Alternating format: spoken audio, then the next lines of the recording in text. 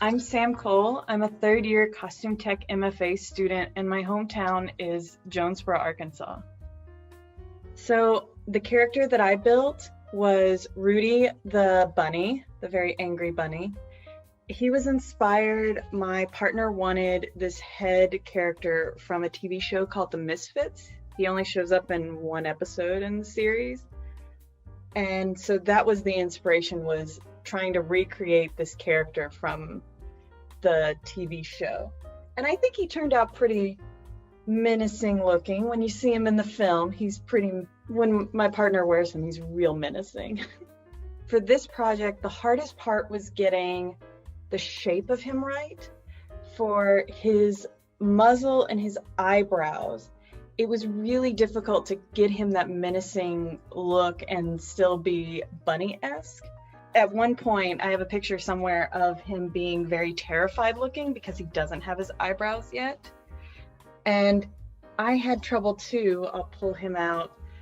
The sculpt, he's very menacing, he's very angry looking, and trying to get it from this sculpt into the foam was really difficult, figuring out what pieces connected to where and how. Like his eyebrows, I originally had done a whole bunch of pieces to create this, and then I ended up just taking a softer foam and shaping it over the eye and gluing it down so that he ended up with that menacing look that we needed. So this is just a really soft foam in comparison to the foam that the rest of his head is made out of.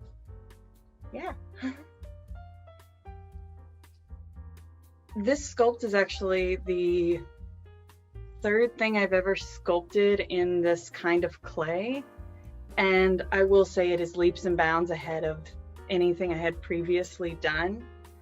So I'm very proud of how I was able to get these details in his nose and up in that eyelid area and his cute little ear. I only sculpted one ear to get proportion because there was no real reason to sculpt two when eventually, when we make it, we only use half of the face to get the pattern from. You can see my drawn line down here for the center of his face.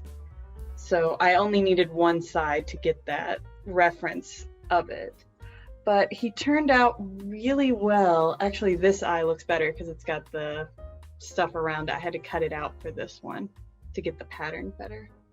But he turned out really, as menacing as he is, he's adorable. I am doing a lot with cosplay, which uses EVA foam quite often. So I was already familiar with some of the techniques in using the foam and Jim is a great teacher, so he had taught this class with other kinds of foam as well. So the principles are similar, of being able to bevel to create certain things, to get his muzzle to poke out like this. The pieces, instead of being towards each other, are actually at a perpendicular to each other so that it would pop out and create the shape for him. It was also fun there's a new product out there in the world called EVA foam clay, which is what his nose, his teeth, and around his eyes are. And the foam clay comes in big tubs, and these tubs, this is one of the places we ordered our stuff from, TNT Cosplay. And the foam clay comes in this very soft, malleable piece, and you can form it into what you want, and it cures in 24 hours. And once it's dry, it has the same density as 2 to 4 millimeter foam. That way, when we sculpt it and put it on there, it didn't add any weight. And then you paint, just Mod Podge it, and then put paint over it, so that you get a nice textured effect. And it can be as smooth and as rough as you want. I wanted it to be rougher on him in a lot of these places because he is an angry bunny and it looks a little more natural to him. And this is the EVA foam, like his entire head is made out of foam that's in here. This is just coated and painted to get that inner ear look.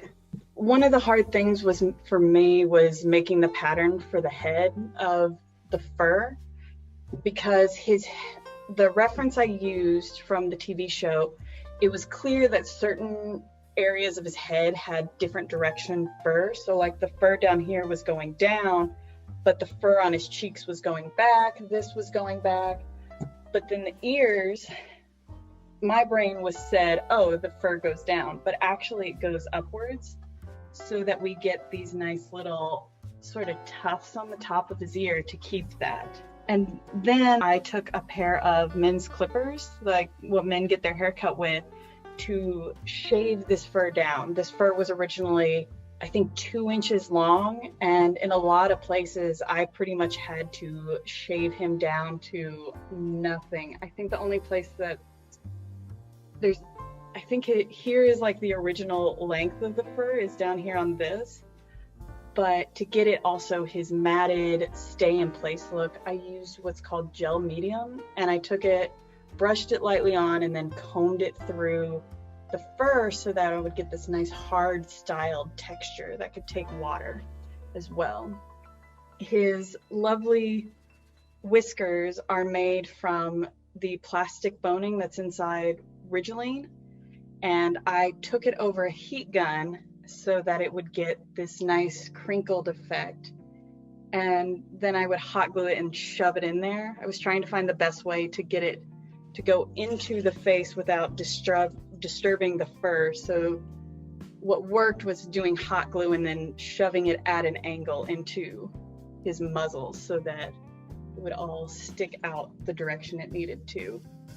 And then a whole lot of paint treatment to get the shading, especially here under his eyebrows, because without this area just blends flatly with the rest of his body. So that's a little bit of shading here goes a long way. And then doing around his mouth was so much fun. These gunky teeth were great to do.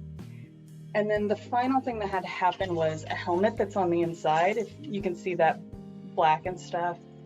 The helmet was hard because my head is smaller than my partner's head, who the helmet was for. So I had to constantly build stuff and glue stuff at school and then bring it home, try it on him, and then take it back and figure it out. The one thing that I'm proud of is up in the top of this helmet, inside the head, underneath this helmet, is just a strip of Velcro. Instead of like a single spot of Velcro, it's a strip of Velcro. So if I needed to adjust where this helmet sat on the person's head, like if we wanted it more tilted forward or tilted back, there's enough Velcro in there so that the helmet still stays straight on the person's head, but the head can rotate on this axis for them. He doesn't see out of these eyes, especially because of how offset they are. He actually sees out of the black here. This is a sheer fabric, a couple layers of that sheer fabric, so he can see out, but the people can't see in and see him.